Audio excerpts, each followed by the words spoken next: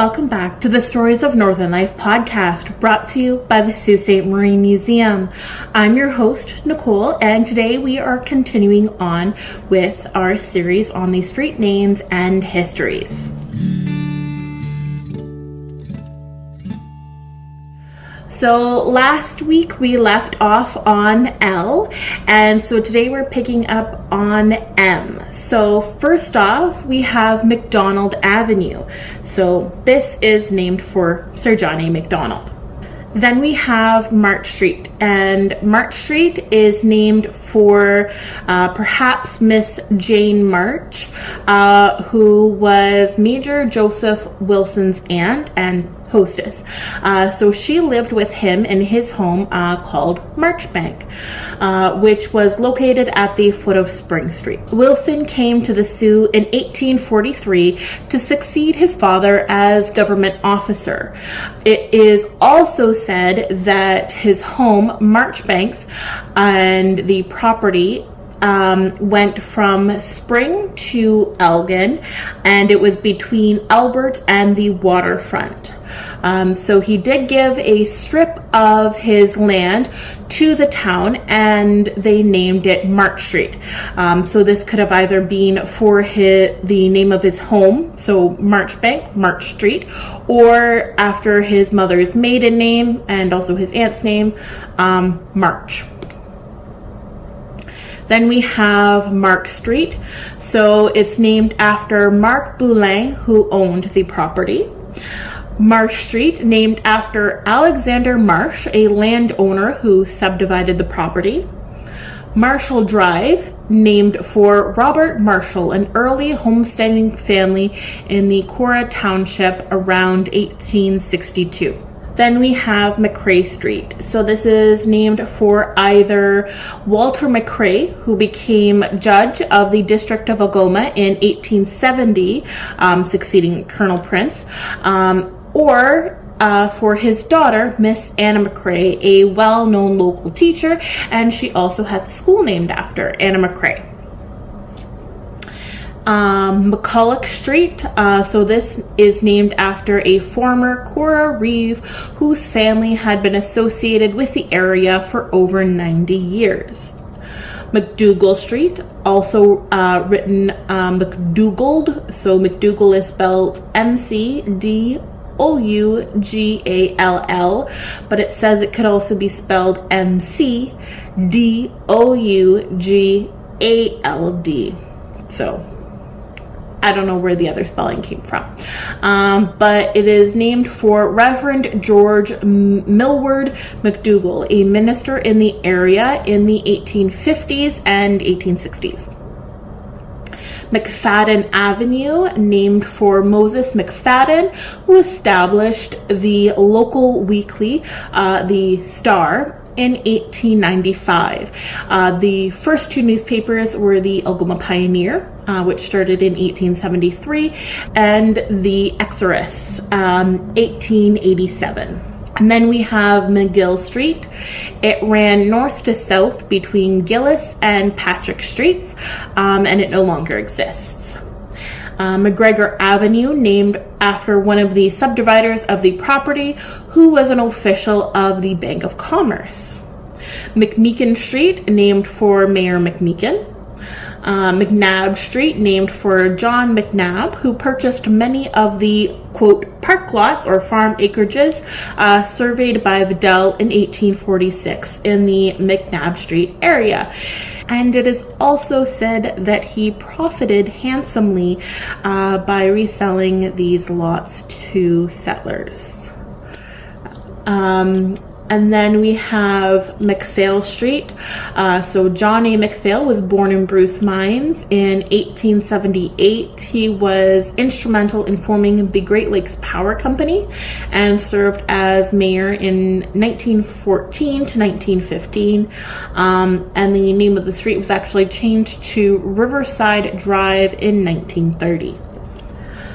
McQueen Road, named for Alexander McQueen family, who were early settlers in the Cora Township. Then we have McRae Street, which was north of 2nd Line, and it is actually being renamed Walter Street. Meggingson Drive, named for Harold Meggingson family, who ran a shoe store in the city for over 70 years. Melbourne Road, it ran east to west off of Lake Street, and it no longer exists. Maru Avenue, it ran east to west between Northern Avenue and Rush Avenue, and it is renamed Laurentian Drive. Then we have Minto Street, and it no longer exists, but it ran east to west, and it was one north of Yonge Street. And then we have Mullock Street, or actually I should say Mullock, not Mullock. It is named for the landowner who subdivided the property. And there was actually a little bit of contention for a while. They did want to change the name of the street because nobody could spell the street, and a lot of people were having trouble spelling the addresses of the people who lived on that street. Then we have Montcalm Road. So this is named for General Louis Joseph Montcalm, who was part of the Battle of the Plains of Abraham.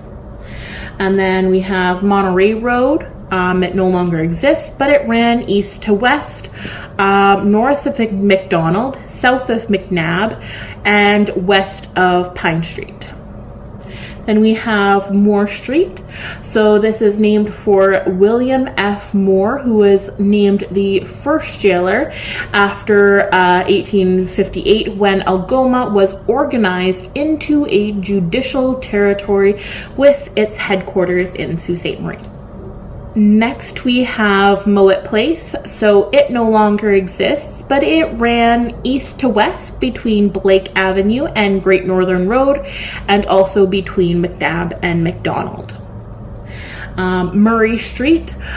So Albert Street West was actually called Murray Street. The name changed in 1912, and it was named for Charles Murray, who later became Lord Cathcart. So he also has Cathcart Street named after him. And it ran east to west from Gore Street to West Street. Then we have Monroe Street, no longer exists. It ran one north of East Balfour. Merton Avenue, named for Edward Merton, who homesteaded in Cora Township in 1861. Now, moving on to the ends. So we have National Street, which no longer exists. It ran east to west, and it was north of 2nd Line. Nelson Street also doesn't exist anymore. It ran north to south and to east of Poplar Avenue. Nettleton Street, named for a pioneer and settler family in Cora. Mr. Nettleton was apparently a community leader. Nipigon Street, it was renamed Birch Street, and it ran north to south between Wilson and North Street. Northern Avenue, named as the northern limit of the city by Alexander Vidal in his 1846 survey. Then we have Northgate Road, so it no longer exists. It ran north to south, and it was one east of Poplar Avenue. Moving on to the O's, we have Oak Lane, and it was renamed Oakland Avenue, and it ran east to west between Fauquier Avenue and Great Northern Road at the head of Pym. Then we have Oakland Avenue, so originally named Oak Lane, and it was named for a huge oak that was left growing in the middle of the lane for many years, and the property was owned by Henry Pilgrim, and he also named the lane. So O'Brien Lane, it was named for William O'Brien, also said to be the proprietor of the Grand Hotel, and together with Mr. Harry Yates, they operated a racetrack at the north end of Elmwood Avenue. And O'Brien Lane, it ran north to south between Bruce Street and Elgin Street. Orion Avenue, so this is named for Orion, the legendary Greek god, a Greek mathematician, and also who has a constellation named after him. Then we're getting into the P's. So we have Paladin Avenue, named for a palace soldier or a knight errant. Pardee Avenue, named for John B. Pardee, who was a partner in a real estate company. So this was Wilcox and Pardee, and it was also an insurance firm, and it operated in 1913. And so they did the work on subdividing the property. Then we have Parr. I don't know if this is Parr Street, Parr Lane, Parr Drive, whatever. All I know is that there was some type of road named Parr, and it was named for Edmund Parr, who built the first of the large hotels, the West End House, in about 1870. It was located next to the Turner Block in the Brock Street area. Parr also ran the first steam ferry between the two Saults. It could carry 5 passengers from its dock at the foot of Spring Street, and the fare was 10 cents. Pearl Street was renamed Walnut Street, and it ran north to south between Wilson Street and North Street. Penhorwood Street, and this is named for the Penhorwood family, most likely Colonel Sidney Penhorwood, who also has the park named after him. He was a military man and was a personal friend of King George V. Over his lifetime, he was presented to 3 reigning monarchs, George V and VI, and Queen Elizabeth II. Then we have Philander Street. So this has been renamed Argyle Road. Then we have Pilgrim Street. So this is named for Henry Pilgrim, who came to Sault Ste. Marie in 1858 as the clerk of the district court. His, quote, estate was bounded by Queen, Pilgrim, Wellington, and Precious Blood Cathedral. Pym Street, named for David Pym, who came to Sault Ste. Marie with his wife Margaret in 1852. They settled in the old stone house, which they converted into the Stonehouse Hotel.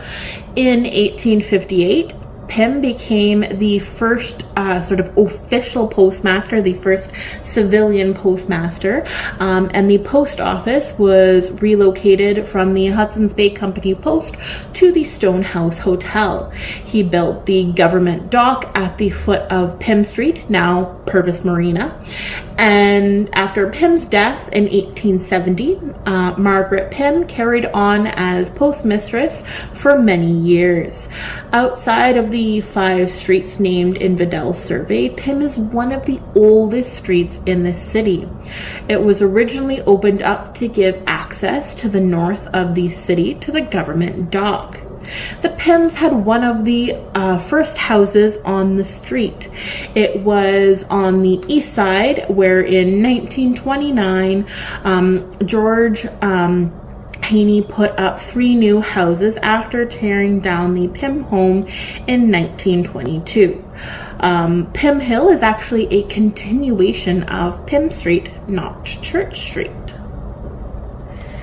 Then we have Pine Street. So of the series of streets between Queen and Wellington, and then running east of Pym, all the way to Pine. Pine Street is actually the oldest. When the original subdivision of the area was made, Pine and Pym Streets were laid out at each end of the subdivision, and these streets between have grown up since. Then we have Pine Shore Drive. This was actually renamed Red Pine Drive in 1983 to avoid confusion with Pine Shore Road in the Gully River area. Then we have Point-au-Pin Drive, and this is actually named for the area. So the French first named that point when they began to explore the area, and it translates to Point of Pines. Then we have Pointe de Chêne Drive or Crescent, and the name translates to Point of Oaks or Point of Little Barks. Then we have Portage Lane. It commemorates the old portage route around the rapids. The old fort was located at the beginning of the portage, and so it ran from Gore Street to West Street, and it no longer exists. Then we have Portage Street. So it is part of the old portage road, now Queen Street West. Prentice Avenue, named for William Frederick Prentice, an early steel plant employee, first resident on the street in 1912. Then the last two streets we will talk about today no longer exist. First off, we have Prince Street. It ran east to west, north of 2nd Line.